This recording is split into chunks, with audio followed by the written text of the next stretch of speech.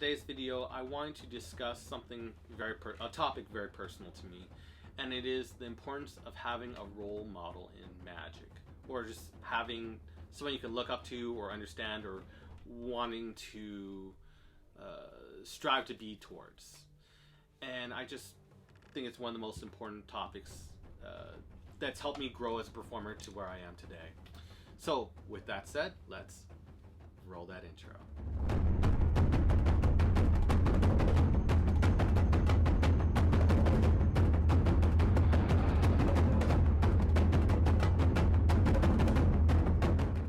So while many may argue that it's not important to have a role model, they're just like, hey, I didn't need a role model. I never had one.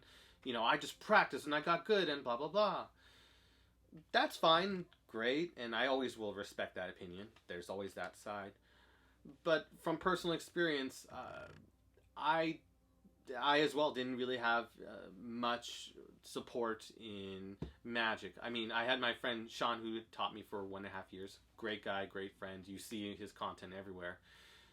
But after him helping me get into Magic Castle and stuff of that nature, I didn't really have, once I made it inside, I was pretty much on my own. And I had to figure it out how to utilize the program, the junior program, when I made it into the Magic Castle junior program, and how to grow as a performer. And I just felt when I made it in there, again, as I said in a previous video, I felt so incompetent just by how many people can do all these flashy cuts. They could do worm, they could do Dan and Dave slides. They had like the fanciest techniques. They can do what was this double lift? The Stuart Gordon double lift with ease. They just had all these fancy things, and I just felt like I was so far behind. I felt like the worst junior member of the entire program. Just I lucked out in making it in there, and I felt like I needed to catch up in some way. And so this was my own personal way, without really saying I needed a role model. I just applied this concept that I'm going to explain right now. I looked around when I was there, and I tried to find one of the coolest and one of the people that or performers rather, one of the performers that people admired the most and had great technique and that I personally liked. And I wanted to be able to emulate their style or their skill a little bit, or adapt their things and stuff of that nature to myself, as well as try to be as competent or as great of a performer as they are. And so by trying to have someone to model and then try to get up and scale yourself towards, it sets like a goal on you, as well as motivating you in a way to be able to say, well, I may not be as great as this performer right now, but I'm going to work towards being able to compete towards them. And it motivates you to step up your magic and do everything to meet that end goal. And I'll be honest, the performer I had chosen to model and grow and emulate towards was, his name was Nathan Gibson. And Nathan was not liked so much by Bob Dorian. Neither was I. I was actually disliked by Bob when he was alive. Rest in peace. But I just really liked his style, his technique, how he was able to master the most difficult techniques with ease and stuff of that nature. In many ways, I just wanted to be able to grow and say, I want to be as good as Nate, because I rated Nathan, Nate, or I sometimes say Nate, but it's Nathan Gibson, as one of the best performers in the castle. Even though like he had his own style and stuff, he had like a mastery of advanced techniques and stuff of that nature. He had a very flashy style. Everything was silky smooth. He got a feature. You could look up on YouTube. You could look him up, Nathan Gibson, and then you'll see him doing his explosion routine, which is just amazing. And then you'll start to see why I wanted to kind of model my style or be inspired by his style to grow as a performer. I saw it and I was like, okay, I may not be good now, but I want to train to be able to be as good as or compete against Nathan if it ever came time. And man, this guy had like a long list of trophies. The guy's worked really hard for what he had. And so, you know, really respect the guy. And so I kept on working at it. That was how I that was kind of he was kind of my role model. And though I had mentors who helped train me along the way, Rich Cali indirectly, and other people who just their style just influenced me. Nathan, for a long while, for many years, was my go-to for looking who I wanted to model my magic to ultimately be as impactful, or what he did, because he just blew away audiences. He would do a 7-way cut, an 8-way cut, and say, "Hey, look, indirectly, this is my phone number." It just so many cool bits. They were just so inspiring that I wanted to be able to grow and be as capable of a performer as he was. And through that, I was able to invent many of the techniques and many of the routines you see today, in just to be able to match him, just to be able to grow and feel capable enough. I invented 4 spectators, which he actually commented on, saying it's a very powerful routine.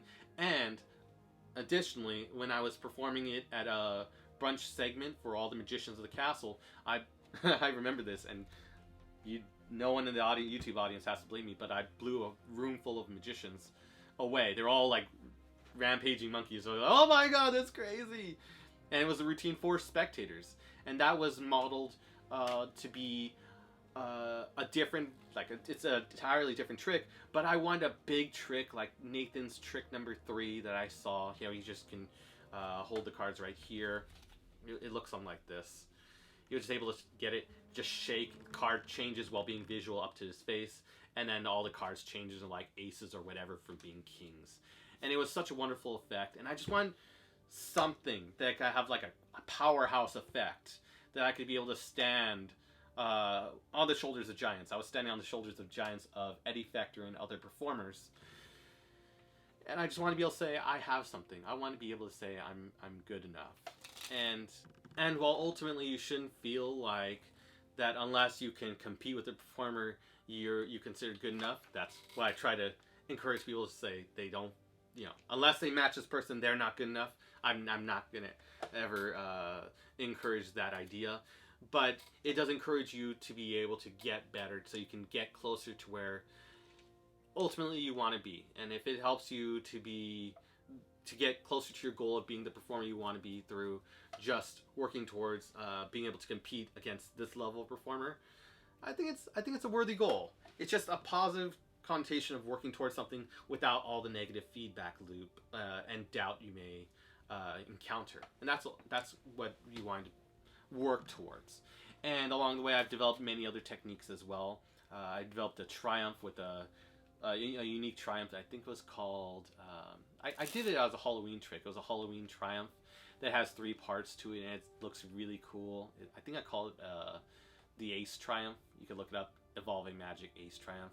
I've developed many other effects and grow into other styles, coin magic and things, just to be able to say I have a variety and I really want to build my act. So if I ever compete against Nathan, I can at least feel like I could be on even grounds. And those are just the motivation and encouragement, at least from my personal perspective, of having a role model. And I just think it's, at least for me, it was very, very important. And something I would encourage, just to get wherever you need to go. And whoever it is, don't feel like you'll be laughed at, because this is for your personal growth and where you want to be. If you want to compete against David Blaine and match his techniques and say, I could do that, and feel motivated to keep on practicing, whatever your motivation is, as long as it's a positive one that's not detrimental to you, I kind of want to encourage it. And it's just these different paths that help keep you in magic and encourage your growth are just, they're wonderful. Always have a goal in magic, and if you can find someone you really like as a performer, maybe watch some more magic shows and watch some different stuff online, and find a performer you really like, and then adapt their style to your own and see how you can work it. Listen to other art styles and just different things and piece it together, and you'll just build a act you're really proud about. Should also mention one of my role models for coin magic as well is Eric Jones. So if you haven't checked out his stuff yet, not sponsored in any way, but definitely check out some Eric Jones magic material.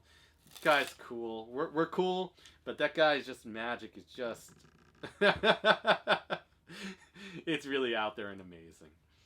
Anyways, hope everyone enjoyed today's video. Hope you got something out of it. It's a talk I would have liked to have heard personally, but never got to hear it. But I get to share it with everyone, as I love to say. And if you haven't checked out this video yet, or this video yet, definitely check them out. And I will see you in the next video.